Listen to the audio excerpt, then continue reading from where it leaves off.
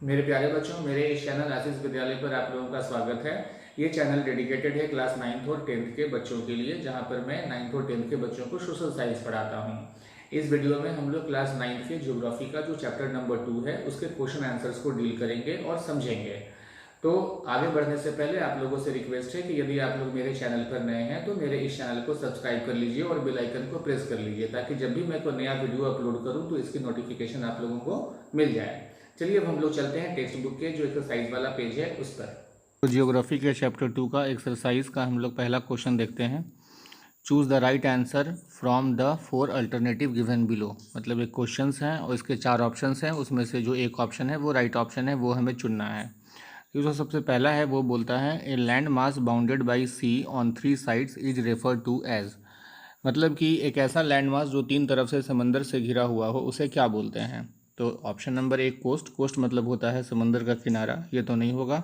B Iceland, मतलब वैसा land mass जो 4 तरफ से पानी से घिरा हो, समुंदर से घिरा हो, उसे आइसलैंड कहते हैं, लेकिन हम लोगों को 3 तरफ से घिरा हुआ होना चाहिए। तो सी ऑप्शन में बोलता है पेनिनसुला। तो पेनिनसुला ही राइट आंसर होगा, क्योंकि जो लैंड मास 3 तरफ से समंदर से घिरा होता है उसे पेनिनसुला बोलते हैं। आइए क्वेश्चन नंबर 2 देखते हैं। Mountain ranges in the eastern part of India forming its boundary with Myanmar are collectively called as.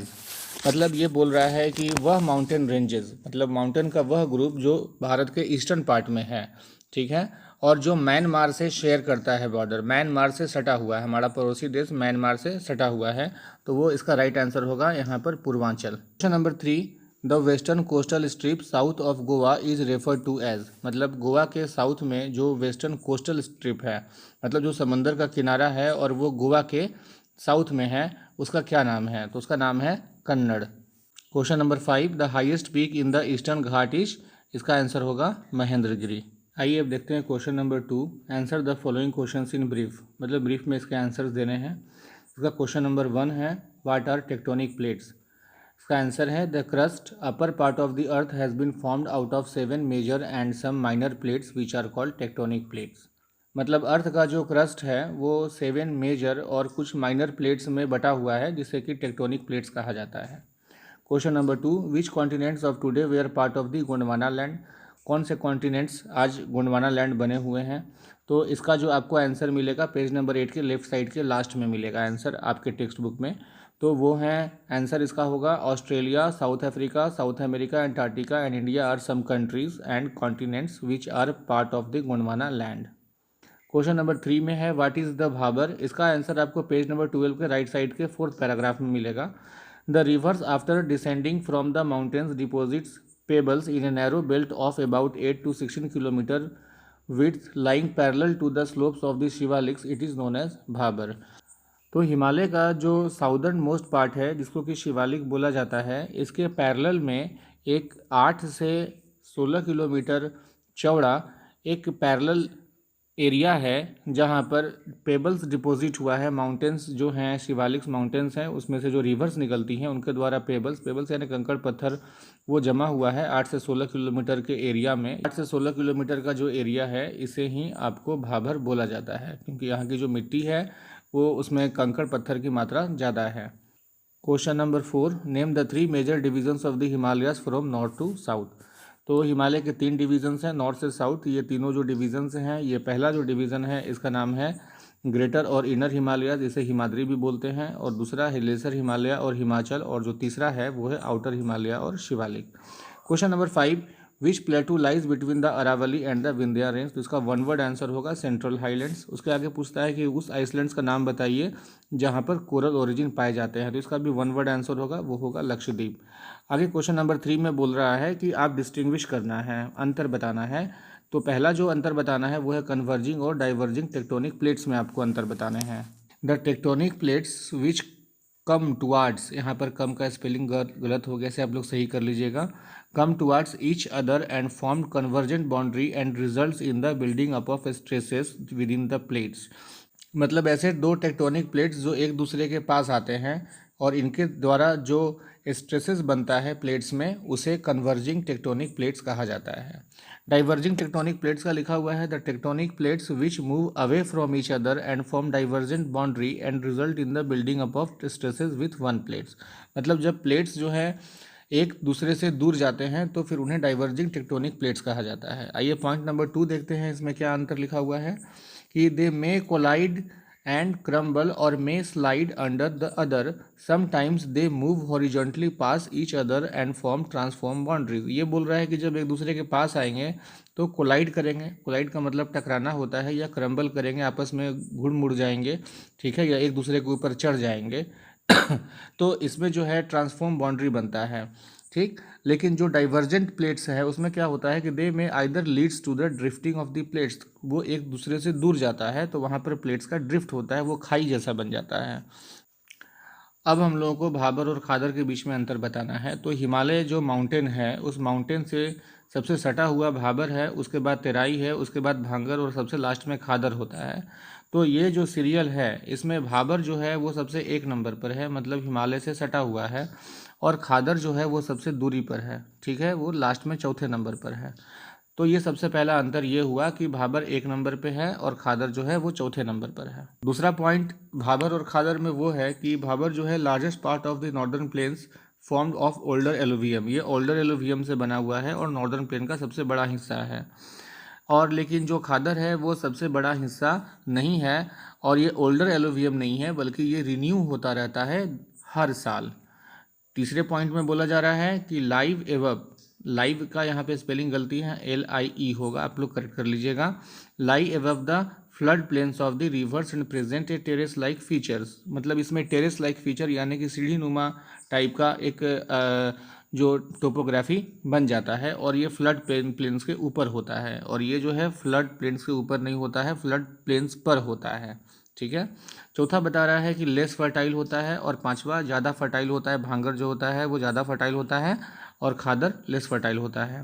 पांचवा पॉइंट बताया जा रहा है कि soil contains calcareous deposits locally known as kankar, इसमें कुछ कैलकेरियस यानी कैल्शियम से जो बने हुए कुछ डिपॉजिट्स होते हैं जिन्हें कि लोकल लैंग्वेज में कांकर कहा जाता है। और ये बताया जा रहा है कि खादर में जो सॉइल होता है उसमें न्यूअर यंगर डिपॉजिट्स होता है। आइए अब हम लोग वेस्टर्न घाट्स और ईस्टर्न घाट्स में डिस्टिंग्विश करते हैं। तो जो पहला पॉइंट लिखा हुआ है, वेस्टर्न घाट्स जो है वो साउदर्न एजेस में है, यहाँ पे फिर एजेस का गलती स्पेलिंग लिखा हुआ है, EDGES लिख लीजिएगा, और ये ईस्टर्न एजेस में है, यहाँ देखिए एजेस का स्पेलिंग सही लिखा हुआ है। दूसरा पॉइंट बता रहा है कि ये वेस्टर्न कोस्ट के पैरेलल में है, और लेकिन जो ईस्टर्न घाट है वो ईस्टर्न कोस्ट के पैरेलल में है।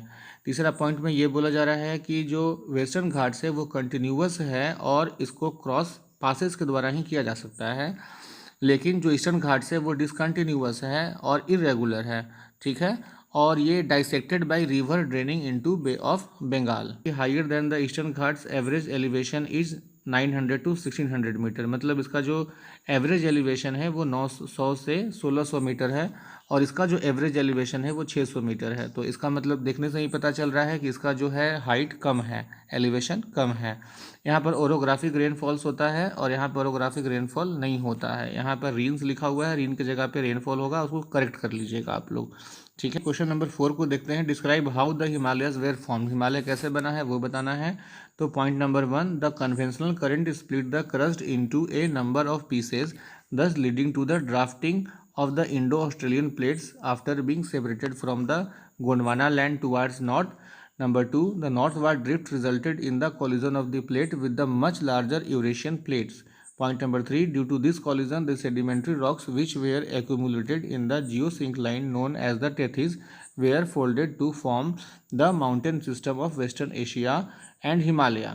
The Himalaya uplifted out of the sea. तो इसका जो मैंने डिटेल में जो मैंने वीडियो बनाया है ज्योग्राफी के चैप्टर 2 का, ठीक है, जो कि पार्ट नंबर 2 है, तो ज्योग्राफी के चैप्टर नंबर 2 का पार्ट 2 वीडियो है, उसमें इसको मैंने डिटेल में समझाया है, आप वहां जा करके इसे देख लीजिएगा, मैं डिस्क्रिप्शन बॉक्स में उसका लिंक दे दूंगा, ठीक है। पॉइंट नंबर 5 में आइए, सॉरी पॉइंट नंबर 5 नहीं, क्वेश्चन नंबर 5 में हम लोग आते हैं। क्वेश्चन नंबर 5 में ये बोल रहा है कि which are the major physiographic division of India, contrast the relief of the Himalayan region with that of the peninsular plateau. अब देखिए इस क्वेश्चन के दो पार्ट हैं। पहले पार्ट में ये पूछ रहा है कि भारत के जो मेजर फिजियोग्राफिक डिवीजन्स हैं उसको बताइए, और दूसरे पार्ट में यहाँ से ये बोल रहा है कि हिमालयन रीजन और पेनिनसुलर प्लेटूज़ का रिलीफ फीचर्स को बारे में बताइए, उनका कॉन्ट्रास्ट कीजिए। मतलब आप कह सकते हैं कि उसका अंतर पूछ रहा है। तो रिलीफ फीचर का मतलब होता है कि उसके टोपोग्राफी यानी अर्थ सरफेस के बारे में बताना है। ठीक है, आइए इसके सबसे पहले पार्ट को हम लोग आंसर करते हैं। तो सबसे पहला पार्ट में हमसे पूछा जा रहा है the major 6 physiographic divisions of India are as follows. तो पहला है the Himalayan mountain, the northern plains, the peninsular plateau, the Indian desert, the coastal plains और द आइसलैंड्स। चलिए इसके सेकंड पार्ट में चलते हैं, जिसमें कि हम लोगों को हिमालय रीजन्स और पेनिनसुलर प्लेटूज के रिलीफ्स का अंतर बताना है। तो पॉइंट नंबर 1 में ये बोल रहा है कि जो हिमालयन रीजन है वो geologically young and structurally fold mountains stretch over the northern borders of India. मतलब भारत के नॉर्दर्न बॉर्डर्स पर है और ये जियोलॉजिकली यंग है। ये एक ऐसा माउंटेन है जो अभी भी बन रहा है और ये फोल्ड माउंटेन है, क्योंकि दो प्लेट्स के आपस में जुड़ने से ये फोल्ड हो रहा है और ये माउंटेन बन रहा है। जो पेनिनसुलर प्लेटू के बारे में बोल रहा है कि ये टेबल लैंड होता है composed of old crystalline igneous and metamorphic rocks. ठीक है, पॉइंट नंबर 2 में बोल रहा है कि has loftiest and one of the most rugged mountains barriers of the world. तो बोला दुनिया का ये सबसे ऊंचा माउंटेन है और रग्ड माउंटेन मतलब जिद्दी और मजबूत माउंटेन है, बैरियर्स है। Has broad and shallow valleys and rounded hills. लेकिन इसमें क्या है, कोई बहुत ऊंचा ऊंचा माउंटेन्स नहीं है, कम ऊंचे और कम चौड़े वाले जो इसमें वैलीज हैं और राउंडेड हिल्स हैं। पॉइंट नंबर 3 में बोल रहा है इसके एल्टीट्यूड्स के बारे में डिस्क्राइब किया गया है। तो हिमालय का जो एल्टीट्यूडनल वेरिएशन से are greater in the eastern half than those in the western half. और इधर बता रहा है कि high altitudes in western part than those of the eastern parts. Point number 4 में divided parallelly in 3 parts Himadri, Himachal and Shivalik. जो हिमालय है वो 3 पार्ट्स में पैरेलल बटा हुआ है, तीनों का नाम हिमाद्री, हिमाचल और शिवालिक है। लेकिन जो आपका पेनिनसुलर प्लेटू है ये 2 भाग में बटा हुआ है ब्रॉडली, एक सेंट्रल हाईलैंड्स और दूसरा डेक्कन प्लेटू।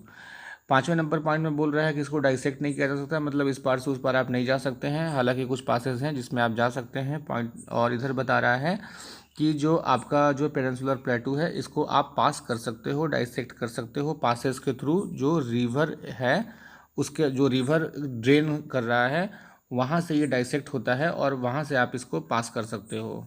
क्वेश्चन नंबर 6 में बोल रहा है give an account of the northern planes of India. Northern plains के बारे में लिखना है। ठीक है, पॉइंट नंबर 1 में है the northern plains has been formed by the interplay of the 3 major river systems namely the Indus, the Ganga, the Brahmaputra along with the tributaries. मतलब नॉर्दर्न प्लेन 3 नदियों का रिवर सिस्टम से बना है, इंडस, गंगा और ब्रह्मपुत्र और उनकी ट्रिब्यूटरीज से। This plain is formed of alluvial soil, ये एलुवियल सॉइल से बना है। तीसरे पॉइंट में लिखा हुआ है the deposition of aluminium. Aluminium नहीं होगा यहाँ पे, एलुवियम होगा, इसको करेक्ट कर लीजिएगा आप लोग। तो the deposition of alluvium in a vast waves in lying at the foot hills of the Himalayas over millions of years formed this fertile plain. तो मिलियंस ऑफ ईयर से जो हिमालय के फुट हिल्स से जो नदियाँ आई हैं वो डिपोजिट करते जा रही हैं एलुवियम, और जिससे कि ये फर्टाइल हो चुका है। चौथे पॉइंट में बता रहा है it is spread over an area of 7 lakh square kilometers. 5 the plain being about 2400 kilometer long, 242-320 kilometers broad is a densely populated physiographic division। मतलब नॉर्दर्न प्लेन की जो लंबाई है वो 2400 किलोमीटर है और इसकी जो चौड़ाई है वो 240, यहाँ पे 240 होगा, 242 लिखा हुआ है, 240 से 320 किलोमीटर के बीच में है और ये काफ़ी पॉपुलेटेड एरिया है। क्वेश्चन नंबर 7 में बोल रहा है कि आपको जो है वो कुछ शॉर्ट नोट्स लिखने हैं, कुछ टॉपिक दिए गए हैं। सबसे पहला टॉपिक है इंडियन डेजर्ट्स। आइए इस पे मैंने 5 पॉइंट लिखा है। Point number 1 the Indian desert lies toward the western margins of the Aravali hills. तो इंडियन डेजर्ट जो है अरावली हिल्स के वेस्ट में है। Point number 2 it is an undulating sandy plains covered with sand dunes. मतलब ये ऊपर नीचे वेव के फॉर्म में सैंड ड्यून्स बना हुआ है। This region receives very low rainfall below 150 millimetre per year. यहाँ पे बारिश बहुत कम होती है। चौथे पॉइंट में it has a red climate. Red नहीं होगा यहाँ पे, एरिड होगा, ARID। तो it has a arid climate with low vegetation cover. मतलब यहाँ का जो क्लाइमेट है एरिड है, मतलब यहाँ पर जो ह्यूमिडिटी है वो बहुत कम है, मॉइस्चर बहुत ही कम है, और यहाँ का वेजिटेशन भी बहुत कम है, बहुत ज़्यादा चीज़ों की खेती नहीं होती है। Streams appears during the rainy season, और सिर्फ बारिश के महीने में ही कुछ थोड़ी बहुत नदियों में पानी रहता है। जो दूसरा पॉइंट है जिसके ऊपर हम लोगों को शॉर्ट नोट्स लिखना है वो है सेंट्रल हाईलैंड्स। आइए इसका सबसे पहला point, the part of the peninsular plateau lying to the north of the Narmada river covering a major area of Malwa plateau is known as central highlands. इसका मतलब ये हुआ कि पेनिनसुलर प्लेटू का वह हिस्सा जो नर्मदा नदी के नॉर्थ में है, जिसका कि मेजर एरिया मालवा प्लेटू है, इसे ही सेंट्रल हाईलैंड्स कहा जाता है। Point number 2, Vindhyan range is bounded by the central highlands on the south and the Aravalli on the north west. तो सेंट्रल हाईलैंड्स के साउथ में विंध्यन रेंज है और इसके नॉर्थ वेस्ट में अरावलीज माउंटेन है। पॉइंट नंबर 3 में, the further westward extension, यहाँ पे वेस्ट वाटर नहीं होगा, वेस्ट वार्ड होगा, ठीक है। Westward extension gradually merges with the sandy and rocky desert of Rajasthan. मतलब सेंट्रल हाईलैंड्स जब वेस्ट की तरफ बढ़ते हैं, राजस्थान की तरफ बढ़ते हैं, तो ये धीरे धीरे जो वहाँ का डेजर्ट्स है उसमें मर्ज हो जाता है। The floor of the rivers draining this region namely Chambal, the Son, यहाँ पे सोन होगा, the Betwa Ken is from south west to north west does indicating the slope. मतलब जो रिवर्स जो हैं सेंट्रल हाईलैंड्स की वो नॉर्थ की तरफ जाती हैं, इससे ये पता चलता है कि वो किसका, उसका जो ढलान है वो किस ओर है। आइए पॉइंट नंबर 5 को देख लेते हैं। पॉइंट नंबर 5 में है, the central highlands are wider in the west but narrower in the east. तो वेस्ट में ये ज़्यादा चौड़ा है और ईस्ट में की ओर जैसे ही बढ़ते हैं ये इसकी चौड़ाई घटते जाती है।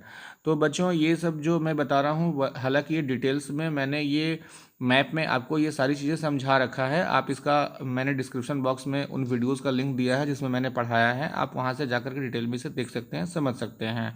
और सबसे जो लास्ट जिसके ऊपर हम लोग को शॉर्ट नोट्स लिखना है वो है the island groups of India.